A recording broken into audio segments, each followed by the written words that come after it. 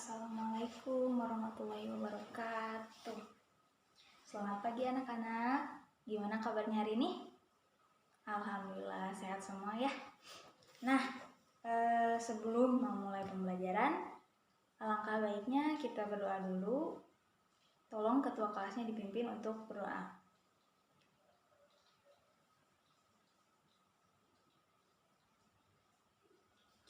Amin.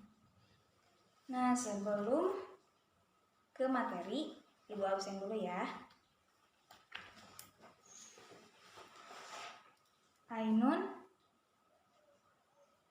Asauri Rafandi Fazril Haninda Maisara Najwa Chandra Siti Aisyah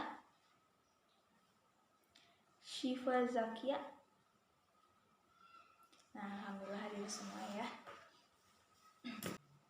Oke, nah pada kali ini kita akan membahas tentang pantun. Sebelum lanjut, apakah sudah ada yang tahu apa itu pantun? Ya, kamu coba. Betul ya, jadi pantun itu adalah bentuk puisi lama yang terdiri dari 4 lari. Barima silang A, B, A, B. Baris pertama dan kedua itu disebut apa? Sampiran. Baris ketiga dan keempat itu disebut isi. Betul sekali ya. Nah, itu adalah pengertian umum pantun. Nah, di sini juga ada pengertian pantun menurut KBBI. Jadi pantun itu adalah bentuk puisi Indonesia atau Melayu yang tiap bait atau kuplet biasanya terdiri atas 4 baris yang bersajak ABAB. Tiap larik biasanya terdiri atas 4 kata. Baris pertama dan baris kedua biasanya untuk tumpuan atau sampiran. Nah, dan baris ketiga dan keempat merupakan isi. Nah, anak-anak, selanjutnya kita akan membahas ciri-ciri pantun. Ciri-ciri pantun itu ada berapa? 6, betul. Yang pertama, betul. Yang kedua, betul. Yang ketiga, betul. Yang keempat, yaitu satu baris terdiri dari 4 sampai 6 kata. Yang kelima, satu bait terdiri dari 8 sampai 12 suku kata. Dan yang terakhir itu ada bersajak A atau ABAB. Betul ya. Paham ya? Nah, selanjutnya kita akan membahas tentang struktur pantun. Nah, jadi struktur pantun itu pada umumnya memiliki 4 baris. Dua baris pertama itu disebut sampiran dan 2 baris terakhir itu disebut isi. Betul. Baris 1 dan 2 itu biasanya untuk membentuk rima dan pada umumnya bagian sampiran ini tidak berhubungan dengan isi dari pantun tersebut. Sedangkan baris 3 dan 4 biasanya merupakan isi pantun yang merupakan bagian dari tujuan pantun tersebut. Betul ya. Nah, selanjutnya kita akan membahas kaidah kebahasaan teks pantun. Nah, kaidah kebahasaan teks pantun itu ada 4. Yang pertama itu ada diksi. Diksi itu diartikan sebagai pilihan kata yang tepat dan selaras. Yang kedua ada bahasa kiasan atau bahasa yang digunakan pelantun untuk menyatakan sesuatu dengan cara yang tidak biasa.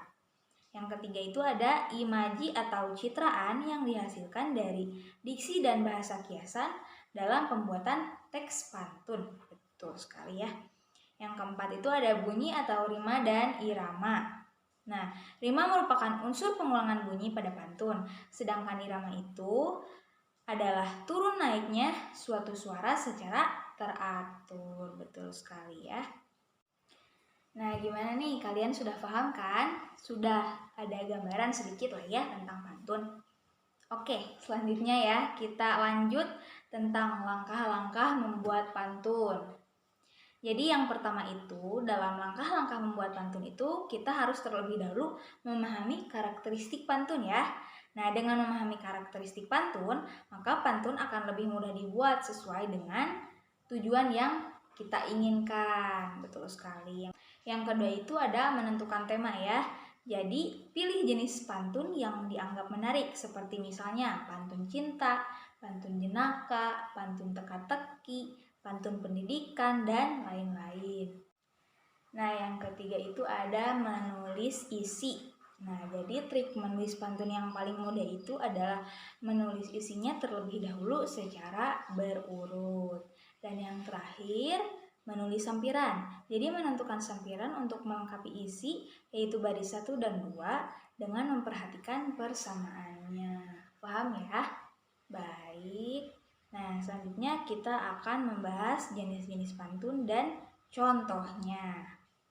Nah, jenis-jenis pantun itu ada berapa? 7. Yang pertama ya, yaitu ada pantun kiasan. Artinya tidak langsung terlihat namun tersirat.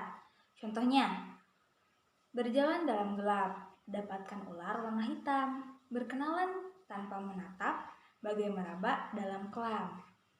Nah, itu contohnya ya, pantun kiasan. Nah, yang kedua itu ada pantun cinta. Berisi tentang perasaan cinta, keromantisan, dan perasaan rindu antara dua insan yang sedang dimabuk cinta ya. Nah, contohnya itu walaupun laut dikayuh, tapi mengapa terasa rata? Walaupun kamu jauh, tapi mengapa aku cinta? Nah, yang ketiga itu ada pantun nasihat. Nah, tentu saja pantun nasihat itu berisi pesan moral atau bermakna untuk mendidik dan menebar kebaikan. Contohnya, jalan-jalan ke kota Bandung. Jangan lupa menghisapku. Kalau kamu sedang bingung, jangan lupa membaca buku. Nah, itu contoh dari pantun nasihat ya. Nah, yang keempat itu ada pantun jenaka. Nah, pantun jenaka itu biasanya digunakan untuk menghibur, kadang juga digunakan untuk saling menyindir, namun dalam suasana hangat dan akrab. Jadi pantun ini itu bisa digunakan untuk teman-teman kita yang sudah dekat ya, yang sudah akrab. Di situ ada contohnya ya di buku paket. Nah, yang kelima itu ada pantun teka-teki. Biasanya bisa menghangatkan suasana karena mengajak pendengarnya untuk berpikir. Pantun ini juga memiliki pertanyaan di bagian isi. Nah, contohnya itu kalau Tuan sekuat halilintar, pakai baju begitu gaya. Kalau Tuan memang pintar, hewan apa yang sangat kaya?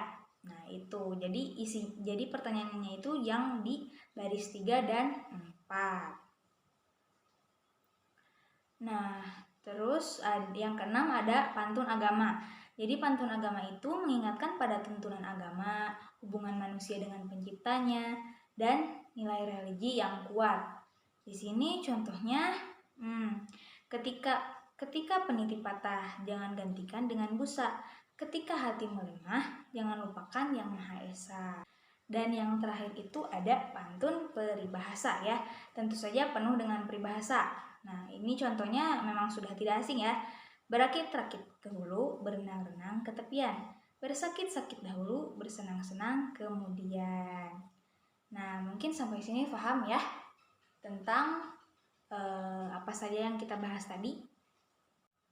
Nah, oke anak-anak, jadi kesimpulannya hari ini kita sudah membahas apa saja nih? Oke, yang pertama itu ada tadi kita membahas tentang pengertian pantun.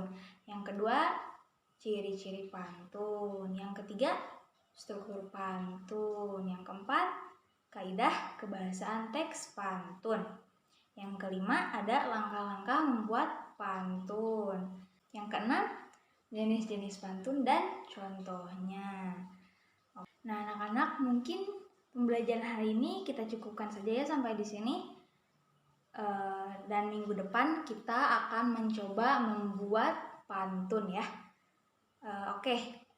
Mungkin Ibu tutup saja ya dengan wassalamualaikum warahmatullahi wabarakatuh.